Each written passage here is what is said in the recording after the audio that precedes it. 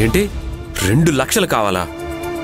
నువ్వేమీ ఊరికే ఇవ్వాల్సిన అవసరం లేదు, అప్పుగానే ఇవ్వు. నెల నెలా 25,000 ఇస్తూ 8 నెలల్లో నీ అప్పు తీర్చేస్తాను. ఆల్రెడీ చేసిన అప్పు ఎలా తీర్చాలో తెలియక తల పట్టుకుని కూర్చున్నాను. ఇప్పుడు నీ హెడేక్ కూడానా? మర్యాదగా పో ఇక్కడి నుంచి. నేను అడిగిన 2 లక్షలు ఇవ్వు, మర్యాదగా ఇక్కడి నుంచి వెళ్ళిపోతాను. 2 లక్షలు కాదు కదా, 2 రూపాయలు కూడా ఇవ్వను. ఏం చేస్తావు? ఆగరా. ఏమండి, కోప్పడకండి. నువ్వేం మాట్లాడక అక్షయ. ఇంటి ఖర్చుల కోసం డబ్బివ్వరా అంటే పెద్ద పోటుగాడిలా మాట్లాడతావు. ఇప్పుడు ఏ మొహం పెట్టుకుని 2 లక్షలు అడుక్కుంటున్నావురా? సిగ్గులేదా నీకు? ఇలా చూడు, మాటలు జాగ్రత్తగా రాని. అయ్యో కార్తీక్, నువ్వాగు. మీ అన్నయ్యతో నేను మాట్లాడతాను.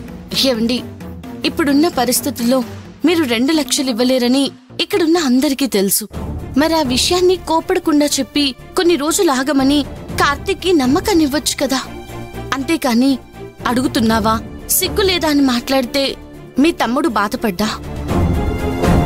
అలాగని భుజాలకెక్కించుకుని ఊరేగమంటావా? కాస్త తగ్గితే నన్నే తొక్కే రకం వీడు. రాజా, అలా మాట్లాడుకురా. వాడు అడిగిన దాంట్లో తప్పులేదు, కానీ ఈ ఇంటి పరిస్థితి వాడికి అర్థమయ్యేలా చెప్పాల్సిన బాధ్యత ఒక అన్నగా నీకుందిరా. ఏ ఇంటి పరిస్థితి మీరు చెప్తేనే నేను అర్థం చేసుకున్నానా? నాకు నేనుగా కష్ట నష్టాలు తెలుసుకుని ఇంటి బాధ్యతని భుజాలకెత్తుకున్నాను. వాడు ఆ మాత్రం ఆలోచించుకుని అర్థం చేసుకోలేడా? అన్నయ్య, ఇలా మాట్లాడి అందరి నోళ్ళు మూయించాలని చూడకు. రే చిన్నోడా,